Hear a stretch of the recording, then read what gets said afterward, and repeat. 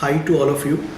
Today we'll be discussing about the global events, specifically with reference to crude oil and the impact that crude has had on the world economies, and also the way in which fund flows have moved around the world and what do we think is going to be the near future.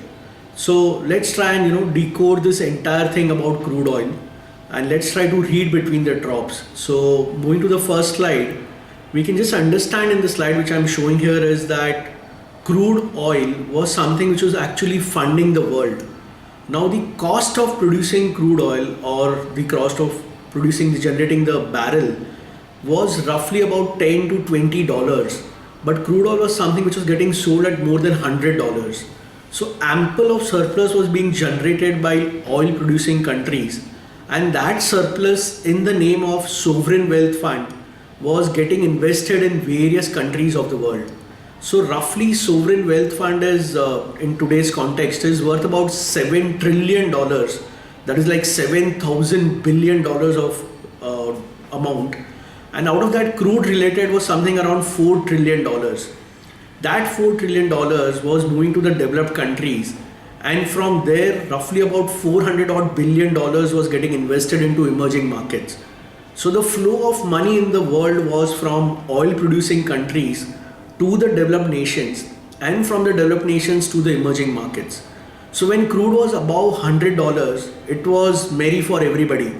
The sovereign wealth funds were generating a lot of money. The kind of money which was going to the developed nations was also huge, and emerging markets were also attracting huge amount of flow. Suddenly in the last 12-15 months, crude corrected from more than $100 to about $30-40, and suddenly everything became red. Now the new norm is going to be crude in the range of $30 to $50, and I think the world will get adjusted to this new norms. And once you see stability in the crude oil prices, again you will see resurgence of funds happening from the oil producing countries to this kind of market. So once if the crude stabilizes in a range for about 2 to 3 months, again we will see resurgence happen again to the world market in terms of the liquidity flows. So moving on to the next slide, we can see that the geopolitical equation has to be understood in great detail. In the graph which I am showing here, one should understand the kind of references of the countries and the relationships they have. So the red line which is being depicted here in the graph, the red bar, is the kind of pipeline which is moving from Iran, Iraq, Syria, and is feeding the entire demand for oil for European nations. So this is the existing pipeline, the red line, and that red line is something which has been dominated and controlled by Russia. Russia had funded this pipeline, and it was feeding Europe, moving on from Iran, Iraq, Syria, and getting into Europe.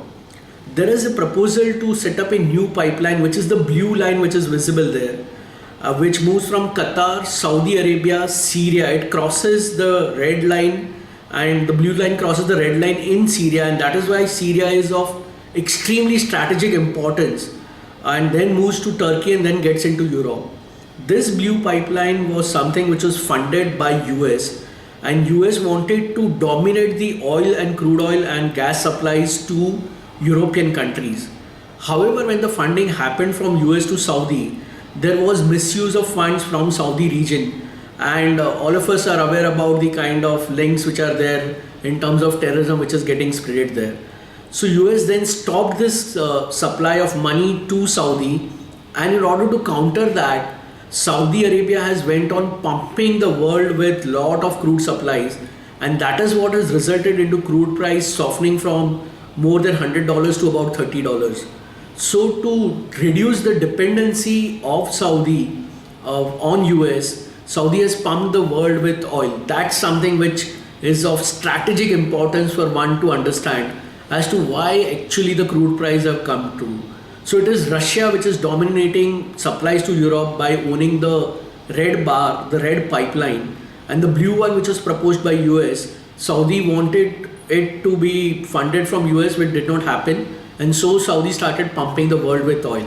So moving on to the next slide, we can understand the equations that if crude is hovering between $30-40, which countries are actually profitable. As you can see in the top left hand graph, that the cost of producing a barrel in Saudi Arabia is as low as about $10 per barrel. So even if they are pumping at and selling it at $30-40, they are making money. For Iran, the cost is about $12, and if you move higher, the cost of producing a barrel of oil is higher in, say, Middle East at about $25, Europe at about 55, and US shale gas at about $65. So that's the equation at which supply of oil becomes viable. And crude oil forms 85% of revenue for Saudi Arabia, and it is minuscule of about just 2% for US. So Saudi Arabia is highly dependent on crude oil, and its fortunes are very much linked to the crude market in the world. One more important point is to understand the demand supply economics of the world. As we can see in the graph below at the bottom, the red bar, which is now higher than the blue bar, red bar is the supply of crude oil and the blue bar is the demand for crude oil. However, in the past, it has always been that the demand for crude oil has been more than the supply. But now we are in a situation when actually supply is more than demand. So definitely the crude prices are going to be in a southward journey or in a narrow band, and that is something one has to understand. So moving on to the next slide, the entire impact of all of these on India. At the peak of the crude prices which we are showing there, the deficit which was being run by Indian government was as high as 1,60,000 crores. That's a humongous sum of money which government was suffering because the crude prices were at a higher level, an amount of 1,60,000 crores. Now in today's context, when crude prices corrected, the deficit has come down to as low as about 12,000 crores or so. So India overall in this entire duel between the Middle East and the developed nation is a big beneficiary because crude oil has corrected significantly and the deficit has also come down. So this benefit of the reduction in deficit is something which the government of India is enjoying. So moving forward on to the next slide and to conclude things, it clearly works out that soft crude price is going to be the new norm. If the soft crude price remains for a certain period of time, we could again see resurgence of funds coming from FIs into emerging markets, and India could be one big beneficiary out of that fund flow. The second point to note is there is going to be a shift in the world because oil producing countries which have been dominating the supply of money, their power will reduce, and oil consuming countries like India, China, etc. will have a significant upper hand because their deficits have reduced significantly. And so out of all of these equation which is working out, countries like India will stand to benefit, and that is the key takeaway which one has to understand. So in the first place, crude has corrected. That is the reason behind it is the domination of the pipeline, the funding which has not happened through. And out of all of these, India is going to be a big beneficiary of the soft crude prices. So that's the equation which I thought I'll bring it to you, all of you. I'm Sunil Shah, the head of research for Axis Securities, sharing a thought on what I think is relevant at this point of time.